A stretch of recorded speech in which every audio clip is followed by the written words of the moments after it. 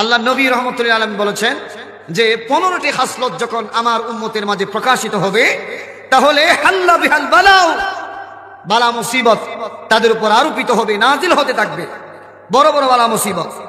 বর্তমান আমরা বালা মুসিবতগুলো সবসময় দেখতে পাচ্ছি, মানুষ খুব অল্পতেই রোগাক্রান্ত হয়ে যাচ্ছে, জোরে বলেন ঠিক কিনা? এই যে অ্যাক্সিডেন্ট, যে হারে অ্যাক্সিডেন্ট হচ্ছে, আগে এরকম অ্যাক্সিডেন্ট হয় নাই, ঠিক কিনা? যেভাবে আগুন লাগছে বিভিন্ন জায়গার মধ্যে, মানুষ রোডের মধ্যে গেলেই বড় গাড়ি এসে মেরে দিয়ে চলে যাচ্ছে। দেখেন মুসলমানদের উপরে আজ বড় বড় শাসন চালাচ্ছে ইহুদি নসারারা, জোরে বলেন ঠিক কিনা?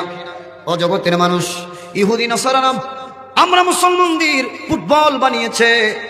এক ইহুদি রাষ্ট্র আমাদেরকে লাথি দিয়ে আরেক জায়গার মধ্যে নিয়ে যাচ্ছে, ওই দিকের আরেক ইহুদি রাষ্ট্রের প্রধানেরা আমাদেরকে লাথি মেরে আবার আরেক দিকে নিয়ে যাচ্ছে। ও জগতের মানুষ, আজকে যে ইহুদি নসারারা আমরা মুসলমানদেরকে ফুটবল বানিয়েছে, এটার মূলত কারণ হলো এটা আমরা নিজেরাই এই মুসিবত ডেকে এনেছি, জোরে বলুন ঠিক কিনা? আমার নবী রাহমাতুল আলামিন এই ঘোষণা করেছেন, ওয়া আতাআর রাজুলু যাওজাতাহু, নবী বলছেন 15টি খাসলতের মধ্যে আরেকটি খাসলত হলো পুরুষেরা নিজের স্ত্রীর অনুসরণ করবে, জোরে বলুন নাউজুবিল্লাহ। স্ত্রী যায় বলে ঠিক আছে। জগতের মানুষ, তবে আমরা স্ত্রীদের ভালো বিষয়গুলো মানব, ভালো বিষয়গুলো মেনে চলবো, তবে যে কোনো বিষয়ে স্ত্রীর কথা শোনা যাবে না, জোরে বলুন ঠিক কিনা? এটা কিন্তু কিয়ামতের আলামত।